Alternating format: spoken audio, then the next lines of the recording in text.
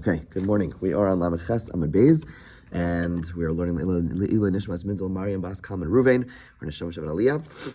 Okay, and we are at Amar of Zreka, Amar of Abba, Amar of Tadai.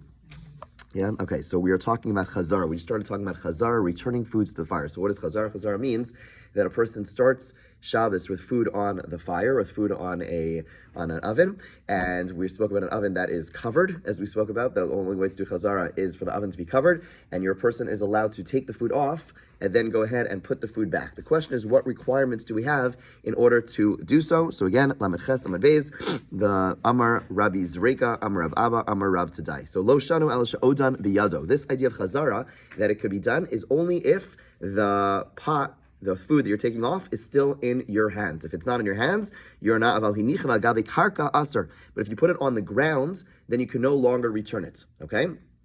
So to do chazara has to be in your hands, but if you put it on the ground, you are not allowed to do so. Amar Rav Ami, Rav Tadai Avad legarmehu ta'avad. Rav Tadai, who said this, he said this for himself. In other words, you are only allowed to.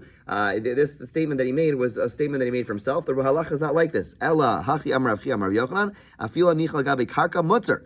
Even if you place it on the ground, it is allowed. So in other words, you have two opinions over here about what is necessary in order to put it back. One opinion saying that you have to be holding onto it, and the other opinion says no. Even if you put it on the ground, you're still allowed to put it back. Now, clearly, it still has to be hot. Okay, so let's just pause for a second.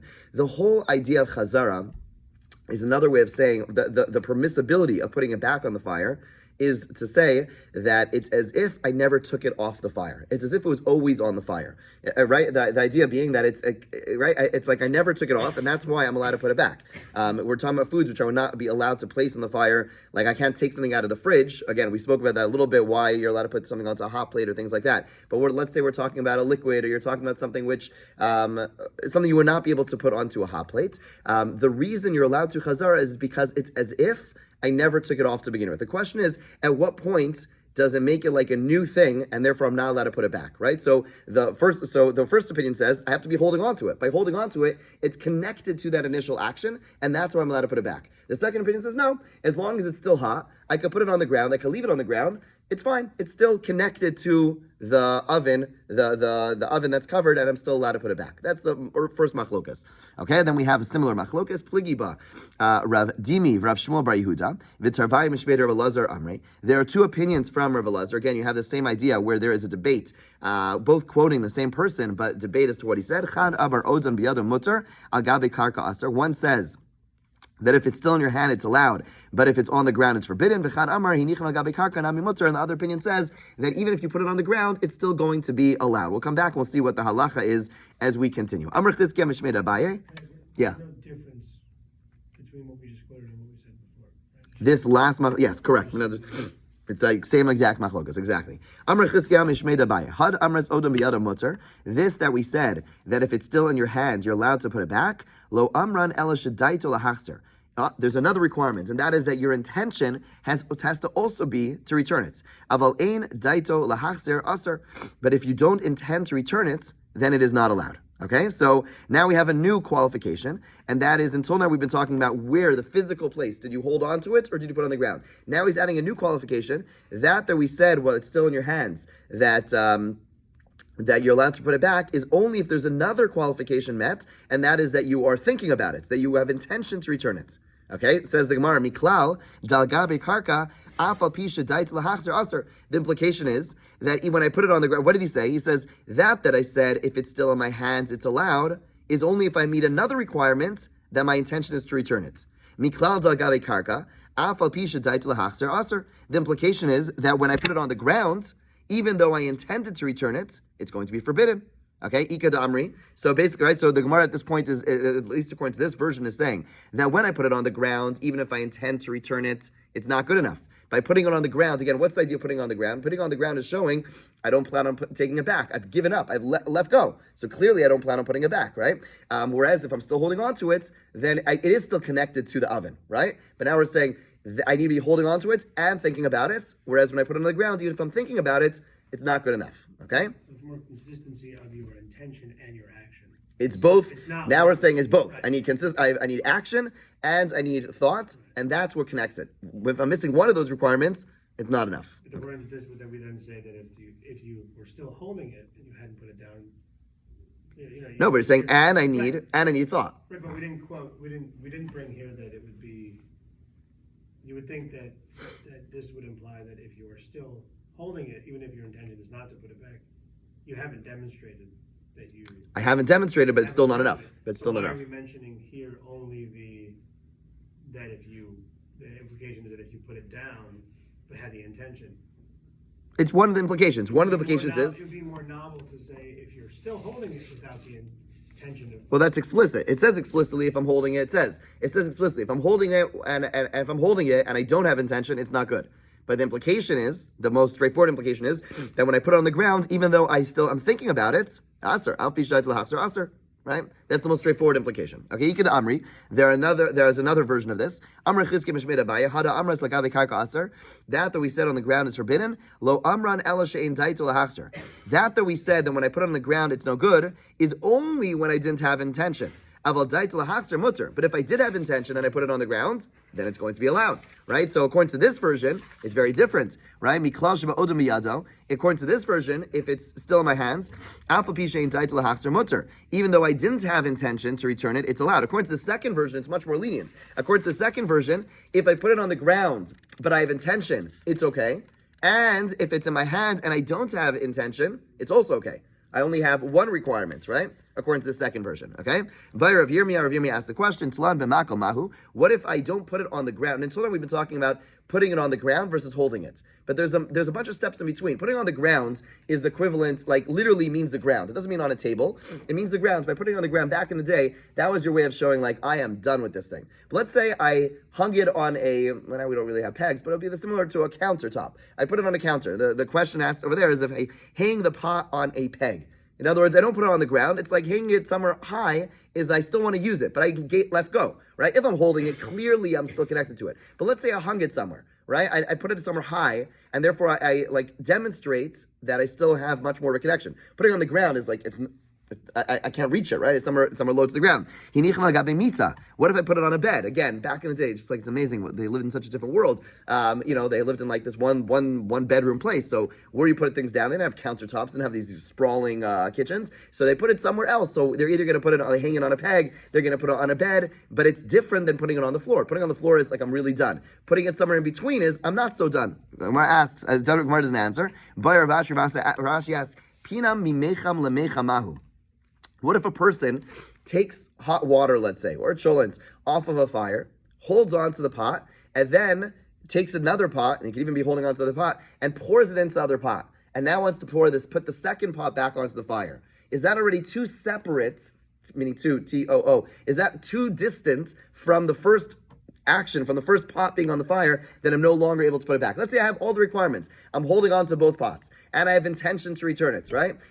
Is it too far because I've now moved it into something else? So it's no longer seen as connected to the first fire? That's his question. The Gemara answers teku to the last questions, and which means we don't really have an answer to those last questions. So let's speak practically. What is the halacha? The halacha is as follows. The halacha is that you need to not put. Let's say a person has. So practically speaking, person has. This comes up the most with cholent. Let's say so. A person has a cholent that they want to take off their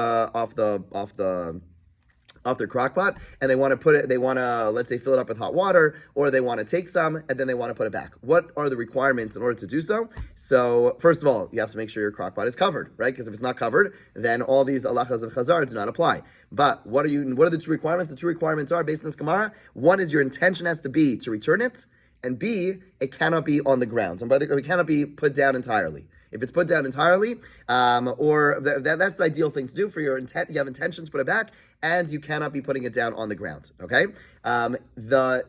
Once you have that, then technically it's allowed.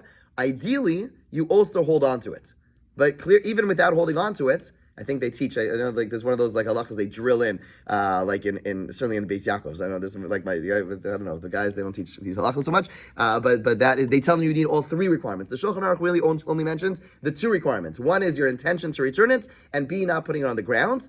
The idea of holding on to it is ideal, but it's not brought down as a must. Okay, so again, you want to take your children off the fire. You don't have to hold on to it. Just don't put it on the ground. Okay. have intention to return it, and then you can take whatever children you want. Has to still be hot. Once it cools off and you put it back on the fire, then you're running into issues of cooking. So again, you take 2 minutes off, 5 minutes, 10 minutes, take off whatever you need from the thing, and then you're allowed to put it back, okay? Let's say you didn't have all those requirements. Let's say you only kept in your hands, but you didn't really intend on putting it back, and then you're like, you know what? I'm going to put it back, okay? So then the post can say, mutter b'diavad. You are allowed to put it back. And similarly, let's say I put it on the ground. I didn't even hold on to it, okay? But I had intention to return it. Okay, I didn't know the halachas, but I wanted to return it, but I forgot that I have to hold on to it. I forgot that I shouldn't put it on the ground, so I literally put it on the ground and I let go. Okay, but I intend to put it back. Also, mutter b'diavad. Okay, so basically, the basic bottom line is, ideally, ahead of time, you want to have all the requirements. All right, keeping it in your hands is sometimes the most difficult, especially like you want to be scooping and this and that. So keeping it in your hands is really the least of the important requirements. So basically, you could have in mind to put it back, put it on your counter. Take whatever you want and put it back, and that's totally fine. Ideally, if you can, you could keep a hand on it. Doesn't, by the way, mean it has to be suspended. It just means you have to be like holding onto it with like one hand, okay? That's the ideal, but bottom line, as long as you have one of those requirements, you are good to go. Okay, fine. Let's start. This next Mishnah is not going to be so relevant to us because we've been talking about basically in the ancient world, there were 3 types of ovens that were used. The last discussion we called it the oven was called a kira, and that's the oven that's most similar to our ovens. Now we're going to discuss 2 different ovens that are not like our modern day ovens, and we're going to try to understand the parameters of those ovens. So just a warning, it's not as relevant, but again, we're going to learn it to have a better understanding of, to learn it. Okay, so Tanner. So we're at the Mishnah on Lamed Ches Amud Beis. Tanner shisikua bekashu gvava. Here we're talking about a Tanner. A Tanner, we're going to discuss exactly what a Tanner is, but essentially it's something which generates a much more heat than the oven that we were talking about until now, a kira. And therefore, if you heat it up even with straw and stubble, if you recall, the Mishnah earlier told us that when you heat up our kira with straw or stubble, it's like nothing. Because straw and stubble, once it goes out, it doesn't really flame up again. So we're not usually so concerned. But with a tanner is a very hot type of oven, and therefore, even if it's with straw and stubble, we have stringencies that what? Lo yitain bein mitocho bein me'al gabav. You're not allowed to place food either inside of it or on top of it. In other words, even though for the kira, we said if it's heated up with straw and stubble, you are allowed to do those things. With a tanur, which is much hotter, you're not allowed to put any food items, even though it was heated up with straw and stubble. Which again, you normally have a concern of stoking those ovens. Kupa, the kupa, which is as we'll see is if we have a continuum, we have tanur over here most hot, we have kira over here. Kupa is the least hot, so there it depends. Shisiku b'kashu gvava harizeki kirayim. If you heat up a kupa or a kupach with straw or stubble, then it's like a kira. Begefes uve'etzim harihu ketanur. But if you heat it up with pulp or with wood, then it's like a tanur. Okay, so there, meaning again, you have the kira, which is one thing. You have the tanur, which is much hotter, and then you have the kupach, which is in the middle. Depends how you heat it up. If you heat it up with wood and with pulp, then it's much more like a tanur, has the halachas of a tanur. If you heat it up with straw and stubble, then it's like a kira. Okay? Yeah, fine. So ask the Gemara. Tanur shisikua. Regarding the tanur, meaning the most hot one that was heated up, Savrav Yosef lememra tocho mamish, al gabav mamish, aval lismo shaper dami. Okay, he says, he understood the Mishnah to be saying, you're not allowed to place food inside of it, you're not allowed to place food on top of it, but you are allowed to place food on its side. Even though it's very hot, you are allowed to place food on its side of this oven, okay? Eisvei Abaye asked a question this. He says, there can't be. And here, the question's a little complicated, so hold on tight. He says, Kupach shesikua bekashu gvava, haruhu kikirayim. He quotes the second part of the Mishnah. The Mishnah said that this kupach, if you heat it up with straw and stubble, it's like a kira. Begefes uve'etzim, harihu ketanur. If you heat it up with pulp or with wood, it's like a tanur, va'aser. And therefore, the implication is it's forbidden. So, hakikira, shari. The implication, though, is that when I heat it up with straw and stubble, then it's like a kira. Okay, but the Gemara is not clear about what case we're talking about. B'mayaskina, what are we talking about? Ileim al gabav, if the latter part of the Mishnah is talking about placing food on top of the kupach, uvamai. And what's the scenario? Ileim abishe'eno garaf akatum, if the latter part of our Mishnah is talking about when it's not shoveled, the coals are not shoveled, they're not covered, elakira ke'ena grufa ktum al gaba mishari. But regarding when it says, again, the Mishnah says that it's like a kira, that it's permitted. But is there ever going to be a kiraki in a group of ktuma al mishari? If it's not shoveled or not covered, it's allowed? Well, which case is that? It can't be that we're talking about placing it on top. Elalav lismoch. It must be the latter part of our Mishnah is actually talking about a case of placing food on the side of the kupach. Okay? Viktani haruhu ketana v'aser. And then it says that when it's like a kira, then it's going to be permitted, meaning we're now understanding on the side. But when it's like a tanur, viktani haruhu ketana v'aser. And then the same case, we're saying when it's heated up with wood and with pulp, it's forbidden. And that basically now the way that Abai is understanding it is that it's like a tanur in the sense that just like a tanur is usher to have food on the side. Similarly, this item, this kupach is going to be forbidden to have food on the side. But the bottom line is the implication is that a tanur, the implication is that food on the side is going to be usher. Right? No, there's no proof from this. The kupach garov hacha over here. The kupach. No, we're talking about in our Mishnah a kupach that was shoveled or covered and a tanur that was shoveled or covered. And what does the Mishnah mean? And the Mishnah means harihu ketanur, that if a kupach was heated with pulp or with wood and it's covered, it's treated like a tanur. And what we're being taught over here is that a oven, even when it's covered, even when the coals are covered, it's going to be forbidden. But if it would be like a kupach and it's shoveled or covered, then it's going to be acceptable. You'll be allowed to place food. In other words, the Gemara, the short review of this is that Abai was trying to infer from a Mishnah that the case of a Mishnah was talking about placing food on the side, and the Gemara rejects it, saying there's no proof that that's what it actually means. But now here we have a clear brisa stating exactly this halacha. Tanya Kavase Abai, we have a brisa which says explicitly like Abai that what? Tanur shesiku b'kashu gvava. If you have a tanur that was heated up with straw or with stubble, ein somchin lo. It's so hot that you are not allowed to place food on the side of it. You certainly can't place food on top of it. And you certainly can't place food inside of it. And certainly not when it's heated up with pulp or with wood. Let's say you have a kupach that was heated with straw or stubble. You are allowed to place next to it, meaning on the side of it. You're allowed to place food on top of it. If it's heated up with pulp or with wood, you are not allowed to place food on the side of it. So bottom line is, we're saying like this. A kira, let's just quickly review. A kira, an oven like our oven, you're allowed to place food on the side of the oven. It's not the typical way of cooking. When it comes to a tanur, or a kupach that's heated with wood, it's so hot that you would not be allowed to place food even on, this is your oven, you're not allowed to place food on the side of it, even though it's not the typical way of cooking, because it gets so hot, it would still be considered a forbidden way of cooking. Again, not so relevant because our ovens we're treating like a kira, and we said with the kira, our type of oven, you are allowed to place food on the side of it. Those very intense ovens, you're not allowed to do so. Okay, now the Gemara is going to... Okay, so a little further. Amalei Rav Acha Braid Rav Rav Ashi. Hai kupach hechi dami. What's the nature of a kupach? Okay, and we kind of spoke this out already, but let's see. I kikira dami afilu begavas eitzim nami. If you want to say kupach is exactly like a kira, then if it's heated with even wood and pulp, you should be allowed to place food on the side. And if it's like a tanur, then if it has straw or stubble, you should also not be allowed to place food on it. He says kind of what was already implied, but he says explicitly. He says this kupach is in between. On the one hand, it is hotter than a kira. At the same time, it's not as hot as a tanur, and that's why we said again, we have tanur is the hottest. Tanur is the hottest. We'll see what it looks like in a moment. Tanur is the hottest. Kupach is, kira is the least hot. And kupach is in between. Therefore, when it's fueled with wood and pulp, it's more like a tanur. When it's fueled with straw and stubble, it's more like a kira. That's how the Gemara concludes. Okay, now the Gemara just asks, like, we're going to learn a little bit about the way that the structure of a kupach and a kira. Heichidami kupach, heichidami kira. What does a kupach look like? What does a kira look like?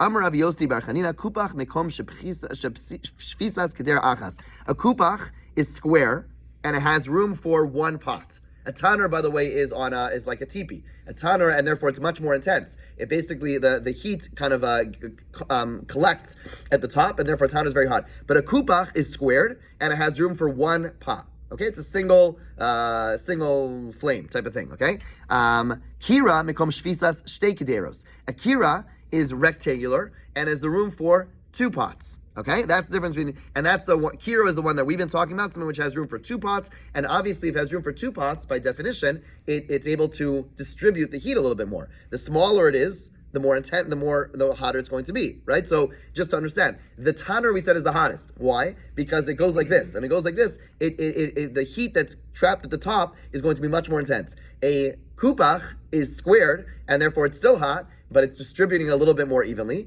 And then the kira is much wider. It's rectangular, and therefore it distributes it even more. Okay? Amar Rabbi, now we prove this. Amar Rabbi v'timer of Yirmiyah. Afanan mitznena, we see this from Mishnah. Why? Because it says kira shnachlik ala orcha tahar. If a kira is split along its length, it's tahar. Why? Because let's think about it. This is your kira. We said it's a square. It's a rectangle. Okay? So if it's along its length, that means it's cut this way. Why is it tahar? We have a general principle. When it comes to utensils, okay, this is going to come out through all of Shas. When it comes to utensils, to make them tahar, you have a utensil became tameh, but let's say something happens to it that makes it no longer a usable utensil, then it's going to be tahar. So if it's something which had 2 elements and now it splits this way, you can't use it anymore, right? Because its elements are like this, and you split it down the middle, you can't use it anymore. And that's why l'orcha, according to its length, it's going to be tahar. L'rach batmea, but if it's cut this way, it's still tameh. Why? Because it has 2 elements, and you can still use each one as its own element, because split down the middle, elements here, elements here. So clearly, right, this is where, so we see from that Mishnah that that's exactly what a kira is. A kira is that it's 2 elements, and that's why this way it's going to be no longer functional, because now the elements are kind of cut in the middle. But if it's cut this way, then you could split it off into 2 elements, and therefore it's going to be still be able to be considered a utensil. Kupach ben la'orka ben la'rachma tahar, but a kupach, which we are positing was 1 element, whether it's cut this way or that way, it's going to be tahar. Why? Because if you cut it down the middle of its elements, it's no longer going to be functional, and that's why it is. And so we see from here that that's exactly it. That a kupach is 1 element and a kira is 2 elements. Let's just start the Mishnah. A nostin, and then we're going to get a whole discussion about heating things up. We know that cooking by the fire is asur. What about cooking by the sun? Okay, that's going to come up in different cases. I don't know, you have a dud shemesh in Israel. Are you allowed to use that? Is that considered heating things up? What about heating a very hot day and you put, you have 2 days ago, yesterday, you go ahead and you make an egg by the fire, by the sun. You put it, you crack an egg, put it on your car. And just, people do. Okay, and basically, right, are you allowed, is that cooking, right? Is that cooking? What's included in cooking? Is it only cooking by fire or not? So let's see. You cannot place an egg. An egg cooks very easily. You can't place it next to a kettle in order for it to be slightly roasted, right? You certainly can't put it in a kettle. You certainly can't put it in a pot. But what if I put it next to a pot and it's going to get a little bit roasted? Says the Gemara, you can't do so. Fine. There you're still using a fire. Nor are you allowed to place it, to wrap it up, to break it open and fry it on a scarf that's being baked by the sun, also not allowed. Rabbi Yossi Matir, however, Rabbi Yossi allows this. Nor are you allowed to take an egg and bury it into the sun, buried into the sand, in order for it to be roasted. Okay? Here we have the people of Tveria. In Tveria you had hot water, right? In Tveria you still have these the springs, hot water springs. So what they do, they wanted to have hot water on Shabbos. So they went ahead, they ran a pipe of cold water into their hot spring water. Right? So basically you have cold water, which they're getting from a regular place, and they put it through hot water that's naturally hot, right? There's no one putting a fire there. It's underwater. It's hot water that's just naturally like that. The Chum said to him, in b'Shabbos, any water that flowed through on Shabbos, it's like hot water that you heat it up on Shabbos. And it is forbidden to use it to bathe or to drink. In Yom Tov, if you did it on Yom Tov, it's like hot water that was heated on a Yom Tov. You're allowed to use this water to drink. You're not allowed to use this water to bathe, because at least according to the Mishnah, you're not allowed to bathe with hot water. Well, we'll have to come back to be continued. Are you allowed to take a shower on Yom Tov? I took a few. So the short answer is you can, but we'll have to see. The Mishnah here says you cannot. So we'll have to come back and that'll be part of the discussion. We're going to learn about heating things up that are not through fires. That's going to be one of the discussions. The other discussion we're going to get into is taking showers and stuff like that on Yom Tov. We'll come back to that. God willing. Have a great day.